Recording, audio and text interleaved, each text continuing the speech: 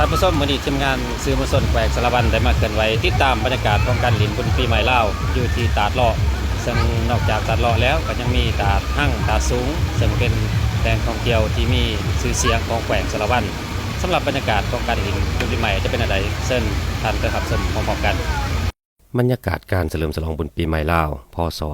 2569อยู่แหล่งท่องเที่ยวตาดเลาะตาดหั่งแขวงสารวันมีบรรยากาศคึกคืนดีนักท่องเที่ยวทางภายในต่างแขวงและต่างประเทศได้มาเที่ยวเป็นจำนวนหลายขณะที่ผู้ประกอบการก็คือภาคส่วนรับผิดชอบได้เอาใจใส่จัดสรรให้เป็นระเบียบเป็นต้นห้านขายเครื่องประเภทต่างๆการบริการอาหารเครื่องดื่มได้เน้นใส่การรักษาความสะอาดความปลอดภัยของนักท่องเที่ยวและเป็นมิตรต่อสิ่งแวดล้อมก็คือความสวยงามของแหล่งท่องเที่ยวท่านพรสวรรค์แบงมานี่ในบ้านแบงเซตเมืองสารวันให้สัมภาษณ์ต่อสื่อมวลชนแขวงสารวันว่าบรรยากาศการลินบุญปีใหม่ลาวปีนี้มีความคึกคืนดีโดยเฉพาะในเขตแหล่งท่องเที่ยวตาดเลาะและบ้านก็ได้มีส่วนร่วมที่สำคัญในการบริการการท่องเที่ยวร่วมกับผู้ประกอบการเป็นต้น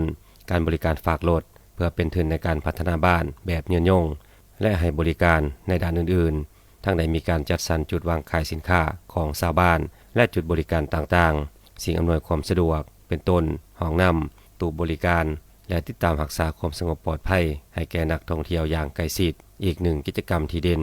ประชาชนบ้านอ้อมคางได้นำเอาสินค้าธรรมชาติมาวางขายเช่นพืชผักหมากไม้ธรรมชาติและเครื่องหัตถกรรมเครื่องจักสานของท้องถิ่นซึ่งเป็นบาทกล่าวเริ่มต้นหนึ่งที่ดีในการพัฒนาที่ทุกฝ่ายมีส่วนร่วมและเฮ็ดให้การท่องเที่ยวภายในตาดเลาะมีสีสันและบรรยากาศดีจัดว่างเป็นจุดเนาะเป็นบอลสถานที่บอลตกแต่งอยู่ว่าตาดเนาะเฮากับมีเป็นว่างเป็นระเบียบเรียบร้อยเนาะ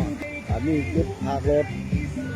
รถนี้ผลประโยชน์เป็นการที่แบ่งให้ชนบ้านเนาะแล้วยังสิสืบต่อนับแต่สถานที่การมัดเมียนว่าชิ้น